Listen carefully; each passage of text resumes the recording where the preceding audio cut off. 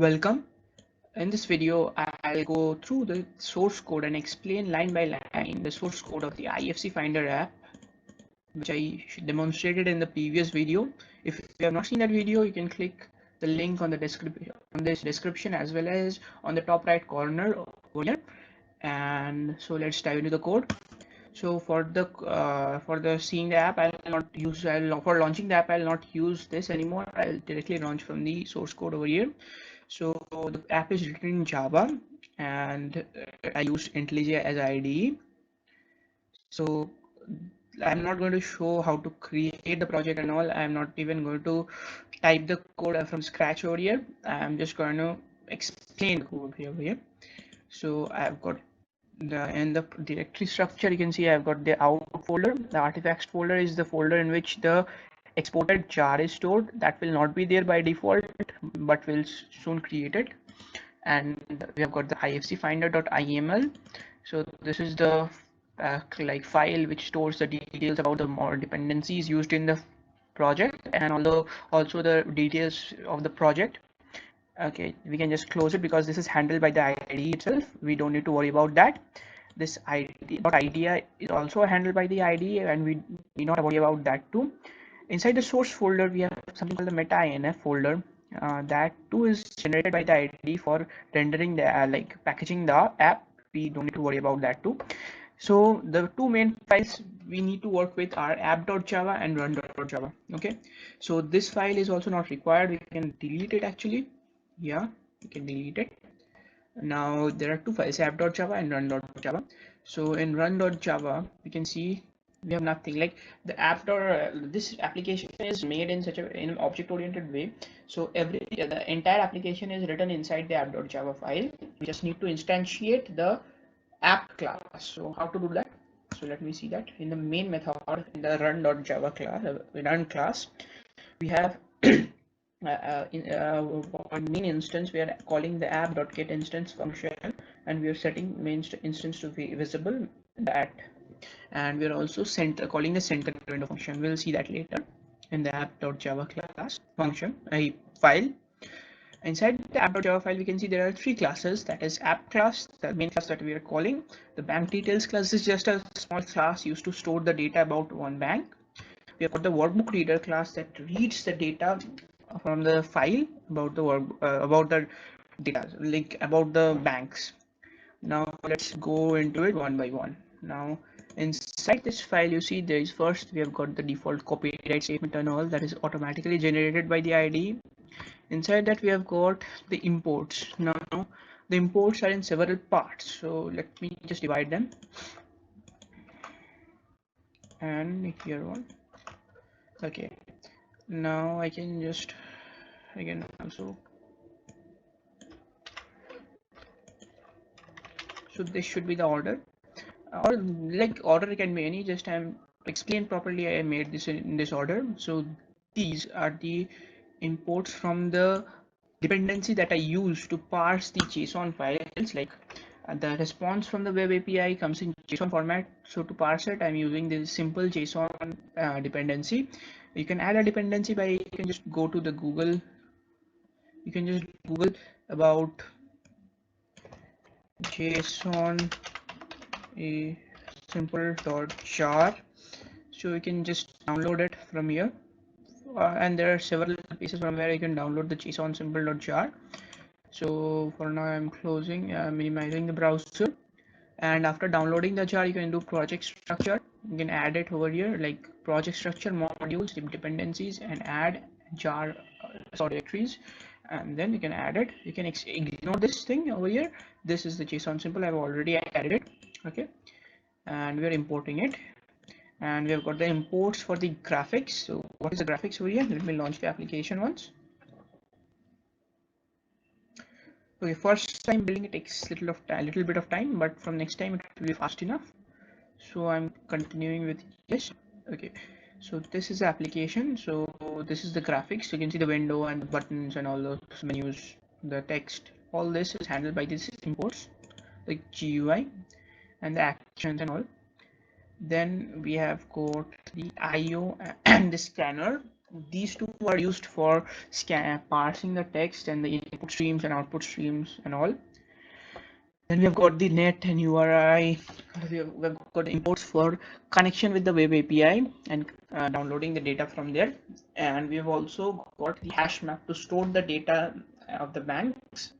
And now we have got to the main classes. So let me minimize this. Okay, now we have three main classes, that is app.java, app, and then workbook reader and bank details. So we'll come to workbook reader and bank details later as we need them. Now for now, let's focus on app. So we can see that app extends JFrame and it implements key listener and action listener. So if you don't know what a JFrame is, to be specific, to be very precise, the JFrame is just a window, the entire window you can see here. And the key listener and action listener, we'll talk about them later as we come across them. But for now, they are required for handling events with respect to pressing buttons and all those things. We'll come to them later. Now we have got a whole lot of instance variables. Some are private, some are public as per required. Now we'll not discuss them here. We'll discuss them one by one as we come across them in the code. And we have got the private static instance. This is the most important variable, to be honest. Now this is of app type. So what this does is, so if we seen that in case of creating an object in the run.java, we're calling, instead of creating an object like new app, we're calling the get instance method. Why? Now there may be a case in which someone is using this code, and you're using this code and you have parallel threads running. So if you by mistake in the code implement like instantiate the app twice, then there may be the error that like uh, two windows of the same app running together. That is not good, you know. So what I did is created a get instance method. So if the current instance is null, so this is static, okay, there is only one copy of it, okay, so there is only one copy of the object. Now if the instance is null, we create the new instance. So there is no instance, we create a new instance and return that. But if the instance already exists, that it is not null, then we return that instance itself. So we are not making multiple instances. And you may ask that what if we just do the normal way,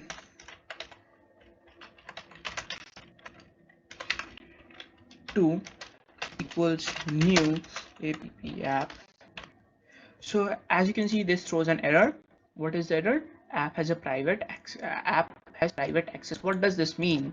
This means that the app has a private constructor. That means you cannot create the object of the app in the traditional way from outside of Java, this app class.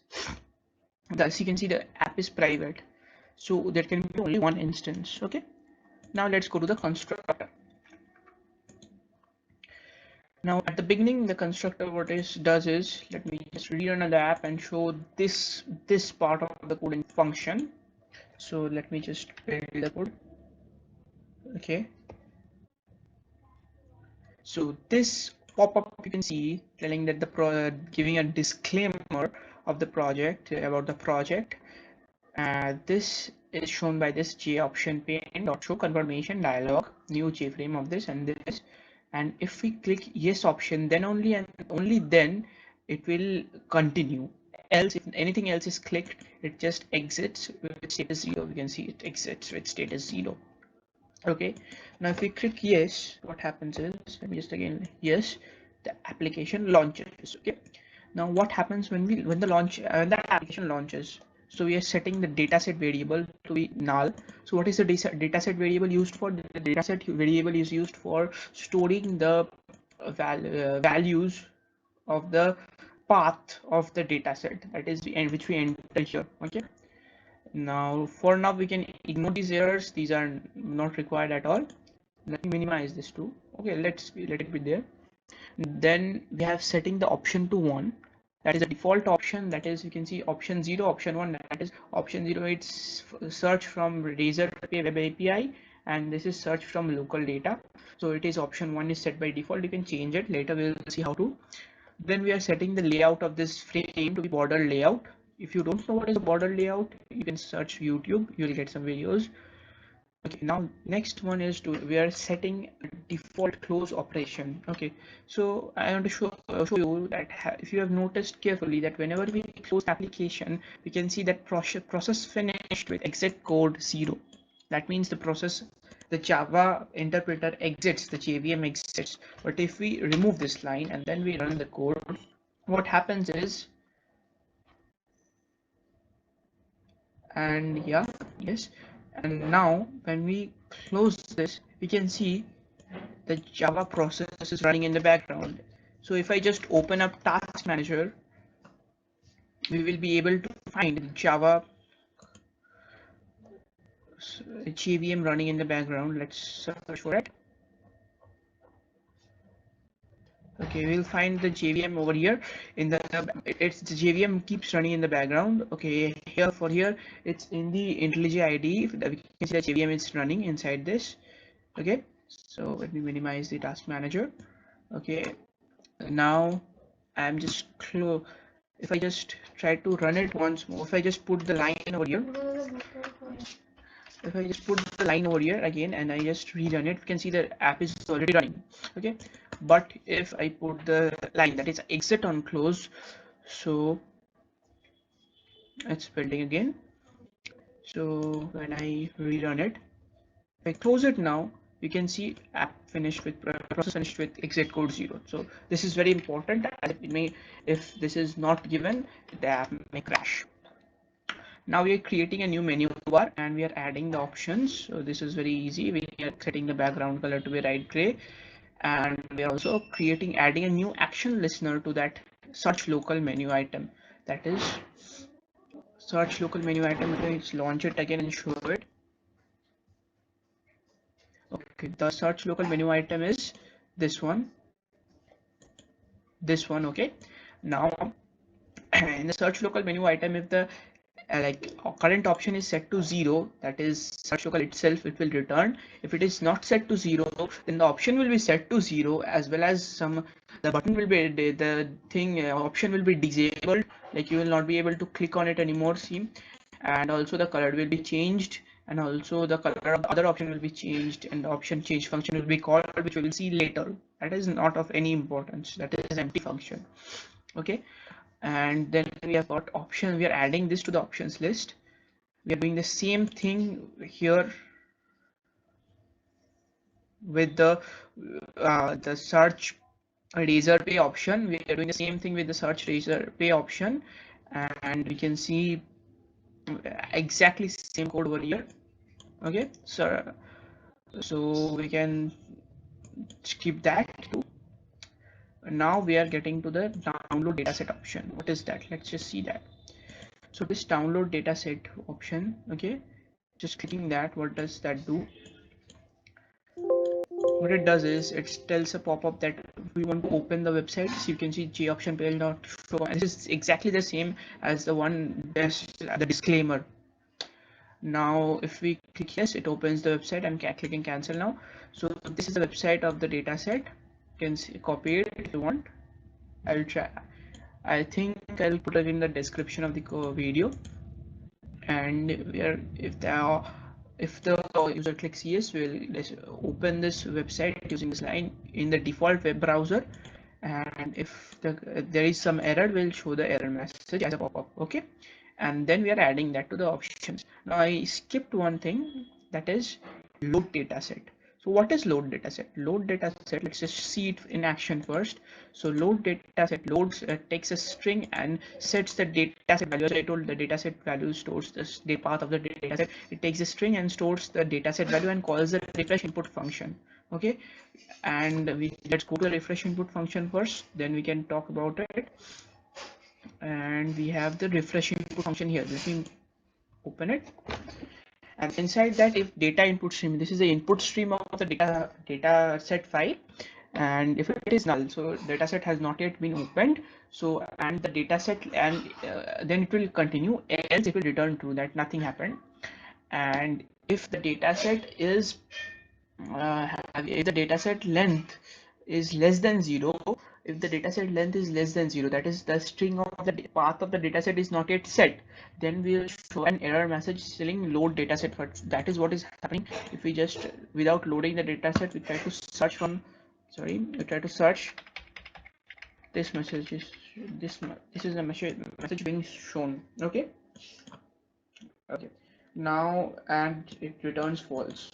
Now if it is not that case, so what it does, it creates a new data file input string with that dataset file, and it creates a workbook reader class and runs. If there are any errors in this process, it tells dataset not found and also returns false.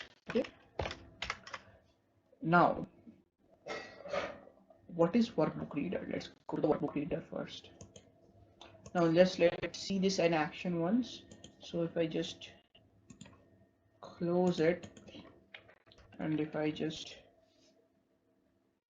okay, yeah, now if I just load dataset, okay, if I just load dataset and type some random string, you will see dataset not found exception will be there. It is triggered by this line of the code. Okay, now we are closing this function and we can go to the workbook reader class. So why is workbook reader implements runnable? Runnable is a class used for making processes run simultaneously, that is multi-threading. So what is the benefit of that? Suppose the file is huge, so we want to, it will take time to load. So if we load it from the main thread, it may crash the app, and if we load it from the main thread, the user will not be able to like use the app. Suppose some if the data set is huge, so we can start loading it from start loading the data set as well as use the app to search from the web API at the same moment if it is parallel. So that is the benefit of using multi-threading. So you can see this, it is just simply initializing the fields and initializing the objects of the hash map. That data set is stored in the hash map object, and then we are calling the load dataset function. If the load data in the load dataset function, we are scanning the input stream with the scanner, and we are storing the data. We are putting the data as a new bank details object, and the key is the IFSC code. That is the second option in the data. Now if the data set is in a wrong format, it will return false, and if it is in a correct format and everything happened correctly, it will return true. Okay, now I'm just seeing, I'll see the bank details class in a moment, but I need to see something more important.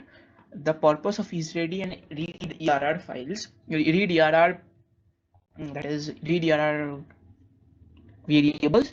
So these are flag variables. Read ERR or read error variable is set to true when, if the data set, suppose this when this will return false in case of exception. So if this return false, then not of false is true, so this will reset read ERR to true. Okay, and if read ERR, if it is false, and if read ERR is set to true, and if load data set is returns true, then it sets read, like everything went okay, and the data set is loaded into the hash map, that is data set variable.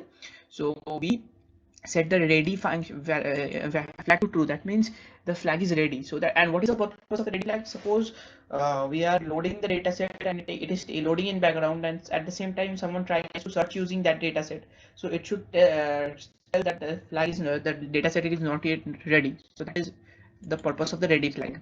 Okay, and we can see the data set we are adding one by row, and we are creating the new bank details object, and we are adding it to the data set. And that's it about it. We can, but here's a tip: we can replace the statements by two simple lines. Read ERR equals not of load data set, and is ready equals true. This will do the same as this. Okay, but for clarity I have used this statement. Okay, now let's see the last function, that is search. It searches a string IFSC in the data set, and the benefit of using a hash map here is if there are even 100 million data's values, the data will be searched in instantly almost, and that's the benefit. Okay, so that's all about the workbook reader class. And one thing that I would like to say now only, that if the data is not found in the hash map, then it returns null. Now I have got the bank details class. Inside the bank details class, I have the follow.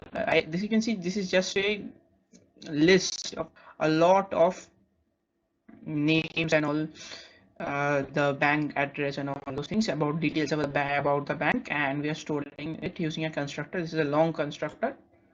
Okay, so you can just remove it. This is, sorry, not remove it, close it, because this is very easy and simple. Now let's go back to the main code over here.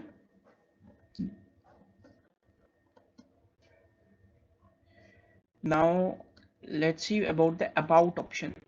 We are adding an about developer option over here, about developer.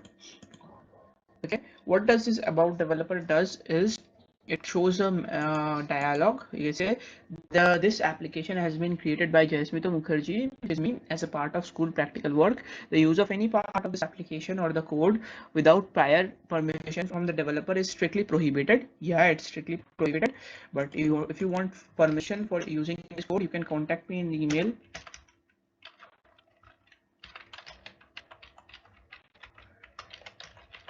You can contact me in this email ID for permission for using this code. Okay, now let's continue, and we are showing this message dialog box. And just let me explain one thing, like what is, if someone asks what is this new action listener. So action listener is a class that is an abstract class. So in case of abstract class, we are not using an object here, we are just instantiating an object and also defining the contents of the class at the same place. So this is a shorthand notation, kind of. Okay, now we are adding the about dev to the button, to the about menu, about tab of the menu bar. What about menu? We are also adding the developer side. This is the same as the what do you say, the data set, downloading the data set option for offline search. This too opens the YouTube channel of the YouTube URL of the developer side, developer, and do subscribe it. Now and if there are some errors, this should to show some error messages, and we are adding that to the menu, and we are adding the menu bar to the JFrame. We are setting the menu bar to the JFrame. Now we are also now the main part of the code is the main contents of the application. The JFrame is divided into several panels. The first is the J panel. That is the info panel. This is the info panel. This shows several information about the condition of the app. That is all the important messages, like for here the error messages, in case that data has successfully like search is successful, the success message. In case of like wrong input, the error message that it should be 11 characters. In case of correct input, the IFSC code seems to be valid, and all these messages are shown in the info panel. Okay, you can see, and the empty border is just to pad the text, so it is a little bit away from the borders and it looks good. And we've got the J panel, main panel, and we have got the main panel is the entire thing other than this info panel. And the control inside the main panel, we have and the main panel's layout is also border layout. And inside the J panel, we have also a control panel. The control panel is this label over here, the entire the IFSC code here, and the input text field and the search button. That is the control panel, and we are adding one by one all the things to that. Okay, now set margin sets the margin so that there is a gap between the text and the borders of the text field.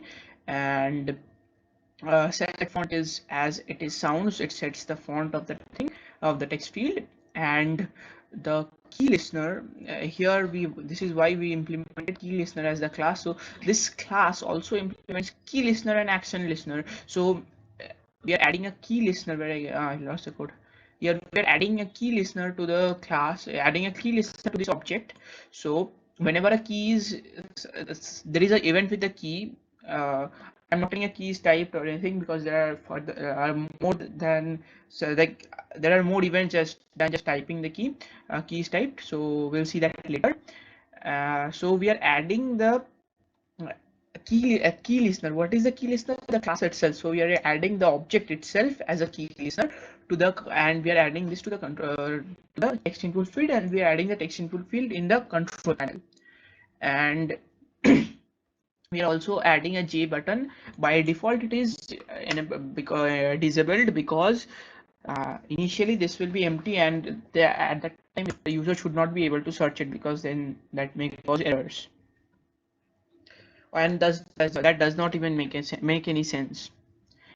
Now we have got the main panel. We are adding the control panel to that in the border layout.not. That is the top part of the panel. And then we have a result panel, that is the result text and the text area that you can see the results in. So you can see the text area and all. We are setting editable false, so that the text area is not editable. Suppose in case, let me first get a result from the sample IFSC codes. I'm getting a result search. Okay, so here I've got the search results. So I prefer using web search because it is easy to maintain and we can trust it. But for practical usage and like for speed, I would like to suggest you could use local data if you could take the pains of maintaining the data set regularly and updating it. And you can see the data. But why I now come to the, let's come back, why I have set the editable property to be false. Suppose anyone, so that anyone does not delete or remove any part of the text from the display field by mistake, so that the data does not becomes wrong. For that purpose I have set it to be not uneditable. Then I have added created a new scroll pen with that, so that it is scrollable. So let me show the example. So even when I launch the application, you can see there are scroll bars, though the text is almost empty. Now the scroll bars are not required by default, they won't be there. So I have set the scroll bar policy to be always, so that the scroll bars are always there. This is optional. This depends upon the user. This depends upon the developer. And we're adding the result panel to the main panel, and we're adding the main panel and then info panel to the JFrame itself. And so one more thing, whenever we enter, we can see the message, the welcome to IFSC Finder, that is there. And we are then setting the title of the IFSC Finder. We are setting the size. We can set editor resizable to true, but that too completely depends upon the developer. Okay, so that's all with the constructor. Now we can just close the constructor, and let's go to the center window function. The center window function that we call from the run.java file. What does that do? That does is, suppose, let me just explain it orally. Suppose the window is here or the window is anywhere. Okay, by default the window is at the top right corner, like somewhere here. So what it does is centers the window, like it is at the center. So not here. By center I don't mean the corner of the window is in the center, but I mean the center of the window is in the center of the screen. Okay, how it does it, you can see that this is a simple logical way to do it. You can just see it. I'm not reading it out again. Okay, it's done. Now options change, I told you it's nothing, it's an empty function. I kept it because I intend to do something with it in the future updates of this app. Now I've got the key typed function. Like what does this do? Like this is also empty, but why did I keep it? Because these are automatically these are the functions which are implemented as a part of the key listener class, and these must be implemented, and these are pretty much doing nothing, so we can just ignore them. The thing in which we have the code is the key released function. What it does is, like setting foreground to be black is something that I would not like to. You would come to know when you complete the seeing the code. And what it does here to be explained is, like you can see, whenever I'm typing the code, it is auto correcting it to capital letters and also removing any non-alphanumeric codes. So it goes it everything every time a key is released. See, when I press it, it's small g, but when I release it, all capital G's. Okay, what it does is, whenever a key is released, it checks, it takes the entire string of the input field, checks if any character is not a alphanumeric character, and then removes it, skips them, and also converts it to uppercase and sets the text back. Okay, and if the text is not 11 digits long exactly, you can see there is an error over here at the top, and this is the function responsible for doing this. This is this if else statement. Okay, and also enabling and disabling the button over here. That's all is done in the key released function. And action perform function, what it does is, whenever the search button is pressed, it the current option is set to, like, what sets the option, this two button sets the option. If the current option is set to 1, it will search it, and if the current option is set to 0, it will search using search local method, and if it is set to 1, it will search using search result method. Now we have got our and if this is a case which will never occur, but still I have given an error, like if this happens, there is something seriously wrong with the application at runtime. So it will show that there has been an unknown error, and will close the application with a error code of other non-zero error code. That means there is some problem, or we can do it -1. That's a bit better. Okay, now that's all about the action perform method. Now, when does the action perform method gets triggered? The action perform method gets triggered when the search button is set. Okay, as we are adding that to the search button. Now we are going to the most important methods of the entire class, that is the search local and search trace or pay method. Now first we are going to go through the search local method. That is quite easy. Now what it does is, option is equal, again this is not required, but still I gave it for no reason. Now again there is a try catch one, and if there is any error in the in the method, then it shows that cannot load local database, please try. But this is the probability of this happening is very less, so we don't need to worry. So what this does is, if workbook reader is null, so it refreshes the input stream. If like the workbook reader has not been initialized, it refreshes the input stream. That is why if without loading the workbook, suppose here we did not load the workbook after launching the application, so if we try to search using local, it will say this. So this we saw this error message is written inside the refresh input stream method, and this is from where it is getting called. Okay, and see, the database is not loaded because again the error message, because here what is happening, that it is getting an empty string as an input. Okay, so since it is getting an empty string as an input, what is happening is that uh, for empty string it is keep asking again and again, but if we cancel it, it is getting an empty string as an input, and thus having there is an error inside that, which is caught by the cache button, and the dataset is not loaded. Error is shown, which we have previously seen. And then here, if the workbook reader dot read error, there is a read error. Suppose I am like not file not found error, that is read error. That means the file is not in correct format. Suppose I have a dummy file that is hello world, that is not obviously in correct order, because the correct order is like this, like 6 or like 10 or I don't know what tab delimited objects. So that is not in correct order. So if I set its path to be the database path, so set local load local dataset, I'm going to do it with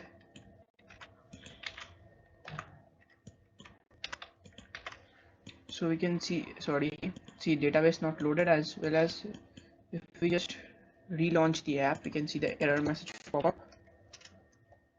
Yeah, just a minute.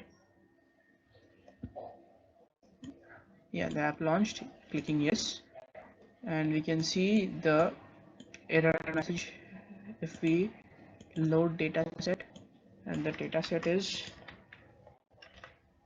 this is not a correct data format of the dataset. I'm clicking this, you can see, and this will not show the error message. This will only be shown when we click the search, because this method is triggered by action perform method. Okay, so if we just hit and try to find with an IP, but this should be search loophole only, we should see this error, cannot load local database.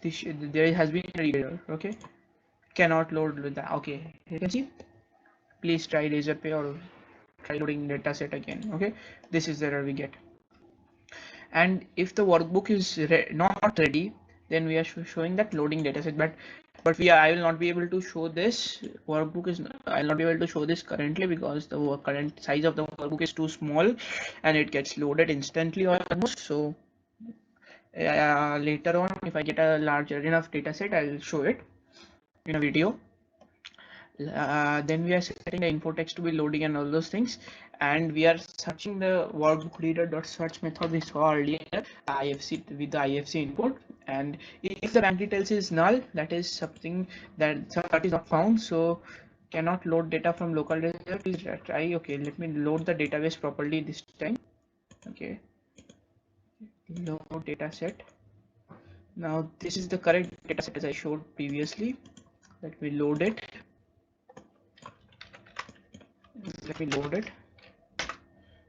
Okay, okay, now the dataset is loaded. Now if I search, sorry, I have to restart the application.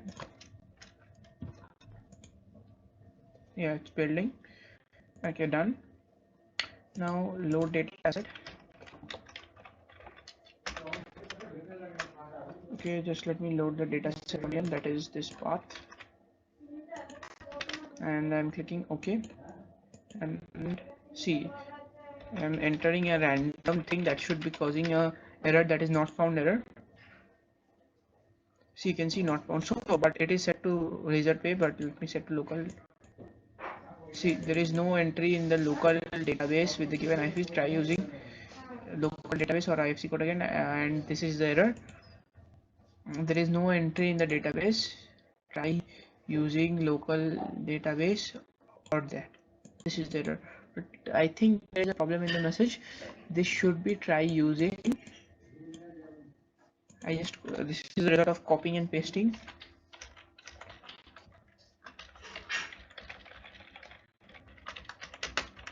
This should be the error message here. Try using the rails, because we cannot recommend to use the local from the local itself. Okay, and we have got the if the info text is info text or set text not found and all those things, and if it is found, we'll just format the string and add the show the text. We can see an example of that too. Okay, let's see an example. Well, I have the sample IP list too. Just taking this, pasting it, search, you can see the data, and it is instant as I'm using a hash map. Okay, and if there is an error, we'll say that cannot load error from that, and try using Razorpay and all those. That's all about the local search. Now let's see the Razorpay search Razorpay. So again, this is not required as I already said, but I kept it. And if same thing, if there is an error, we'll show the error message cannot connect to server and all that, and show the pop-up and all. And if what kind of error message I expect here is, if the internet connection is not available, this error will be triggered. Here what is being done is, and new URL, this is the Razorpay URL. Let me open it first and show the API. So let me maximize it. This is the website.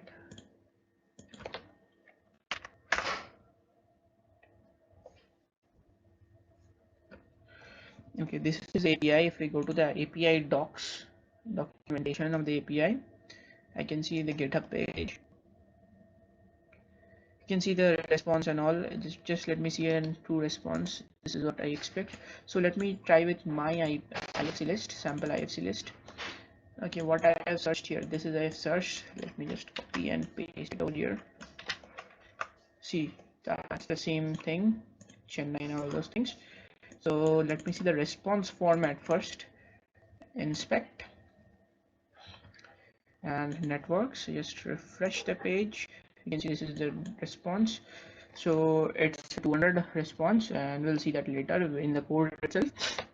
And we can see the content type is application/JSON, and the preview is like this. Okay, and we can say that I'm telling it before itself that the contact is only there is a probability the contact is not available in some cases, so we will consider that separately. Now let's go back to the code. So it does is what the where you have to send a request, the website slash the IFSC code. Here too I'm creating like that. I'm encoding the IFSC code in a URL format. I am creating an HTTPS URL connection with that URL and opening the connection. The method is get, and I'm connecting it. And if the response code is 200 means everything is okay, then we are doing something. But let's see the other options first. If the response code is 404, when it's 404, let's just try it. I'm trying it randomly. The random thing. See the status code is 404. Let's just see it again properly. Okay, status code is 404, not found. So if it is 404, it says not found, and if it is 500, we cannot reproduce it from my side. But when this happens, this is actually happening because of a internal server error. The chance of this being occurring is very less, but still I have kept an option so that there is no problem at the client side. And else, suppose there is a error code which is not known, like a random error code, so in like other than these specifically, so this will show that facing an unknown error. But like previous time we shut down the application, here we will not shut down because like this is not lethal.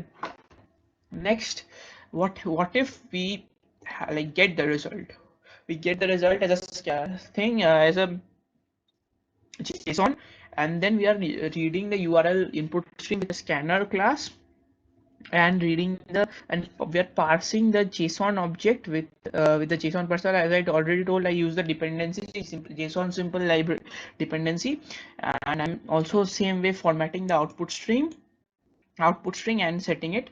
And in this case, like if the JSON's contact value is length is greater than 0, then and only then I'm adding the contact field. And also the RTGS, I'm not telling it like normally the response has RTGS as a like boolean, but I don't want it to be a boolean.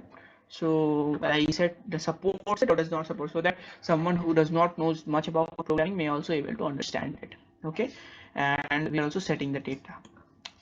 So that's all about this function too, and here we come to the end of discussion of the code itself.